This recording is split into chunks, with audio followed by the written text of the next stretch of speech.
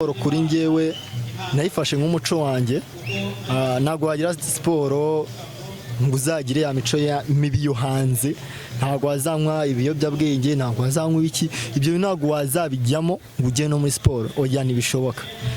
Twegere siporo dufatanye neza.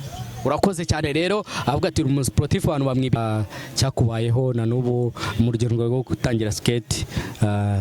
Icya mbere ni ikiza, icya kabiri ni icyo kibi cyakubayeho.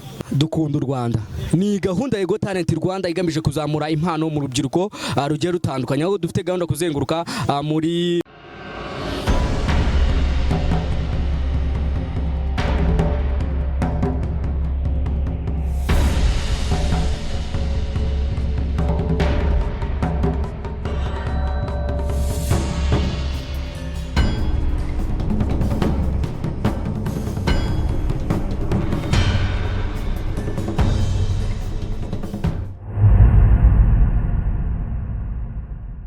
gahunda ya Talent Rwanda igamije kuzamura impano mu rubyiruko rugiye rutandukanye, aho dufite gahunda kuzenguruka muri maison de jeunes zose cyangwa se amayego center atandukanye, kugira ngo duhe umwanya abajene bafite impano badafite uko bigaragaza. Twe tukaba platform aho dutegura ibitaramo kabiri mu mwaka, mu kwezi kwa gatanu ndetse no mu kwezi kwa 12. Reka mbabwire ngo rero utaza gutambuka udakoze subscribe, comment, share kugira ngo turebe ko mudukurikiye ndetse muzajya muduha ibitekerezo. Ntago nareka gusuhuza abantu bari bwota amasimbi bari ahantu bagiye batandukanye, urubaye uri mu mujyi wa Kigali, uri mu ntara zigiye zitandukanye, by'umwihariko aba diaspora nabo reka mbasuje mvuga ngo mukore muhirwe muhahe muronke abanyarwanda turi kumwe namwe, sibyo? Kandi namwe mutibagire gukora subscribe, comment, share ndetse no kutanga ibitekerezo. Ntago rero ndi njyenyine, ndi kumwe n'umujene see the outfit kwisengeri imeze neza, turaza kumenya uwariwe ndetse ubundi tubone kwinjira mu kiganiro. Murakoze, amazina yanjye ni Shafi Saddam.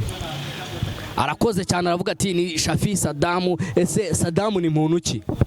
Saddam ni umuntu uri mu rwego rw'abasportif mu musanzwe, ndi wa muntu just abantu benshi bajya bambwira ngo mfite look y'abanyamahanga, ariko no, ndi umunyarwanda, ni navunga n'ubwene gihugu nyarwanda n'imico nyarwanda, ndi umunyarwanda. Ndi wa muntu ukunda siporo, nimariye muri siporo kuko ingirira akamaro kuri njye. Siporo kuri njyewe nayifashe nk'umuco wanjye, ntabwo wagira siporo ngo uzagire ya mico mibi yo hanze, ntabwo wazanywa ibiyobyabwenge, ntabwo wazanywa iki, ibyo ntabwo wazabijyamo ngo ujye no muri siporo, oya ntibishoboka. Twegere siporo dufatanye neza. Urakoze cyane rero, avuga ati umusportif abantu bamwibeshyaho. Ubusanzwe ukora ibiki? Bitubwire ni ibijyanye n'iki? Ubusanzwe ndi umuntu witwara ntwara skate, mu buzima bwanjye ndi umuskate man, nibyo nikorera. Arakoze cyane rero, watangiye gukora ibintu bya skate ryari?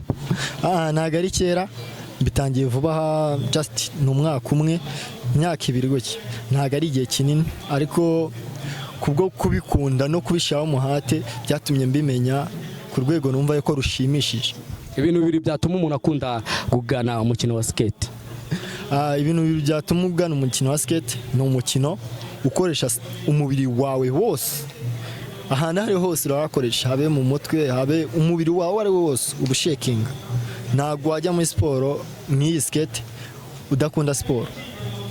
Kandi ikindi ituma uba uri fit mu mutwe, utekereza vuba byihuse, ntabwo uri wa muntu utekereza vuba byoroheje. Ubukoze siporo kandi ikindi utekereza vuba byihuse. Ikintu kimwe cyakubayeho na nubu mu rugendo rwo gutangira skate, icya mbere ni ikiza, icya kabiri ni icyo kibi cyakubayeho? Ntahera ku cyiza. Ikiza nagize umuryango mwiza unkunda w'abaskateman, dukorana mu gihugu hose, bayita Rwanda Hope Club. Niwe muryango mukuru nagize ninjiyemo uw'amahirwe kuri njye.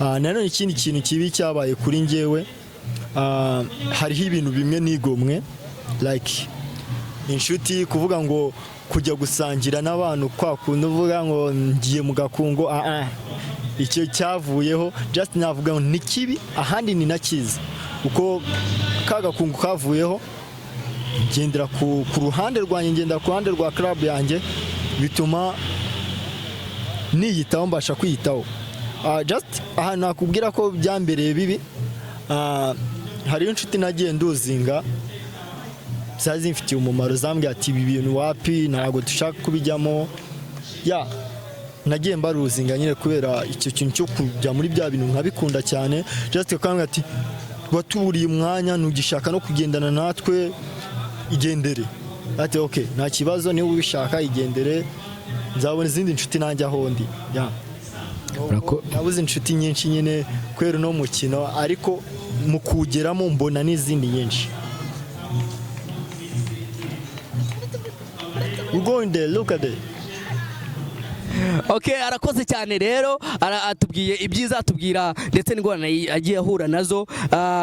Yari umujene urimo ukora ibintu byiza. Skate ni umukino nawo ujya kumera nka siporo. Reka rero mbabwire ngo mukurikirane mukoreshe cyangwa se musure imbuga nkoranyambaga zabo, ashobora kugufasha mu bijyanye no kwigisha skate. Reka mbashimire rero abantu twabanye, n'ubutaha tuzagukerera tukubone ubundi ugende udusangiza byinshi byerekeye n'uwo mukino. Ni SKETE Rwanda igamije kuzamura impano mu rubyiruko, tugenda tuzenguka ahantu hose kugira ngo tuberekane umukino cyangwa se tubazamurira impano zanyu.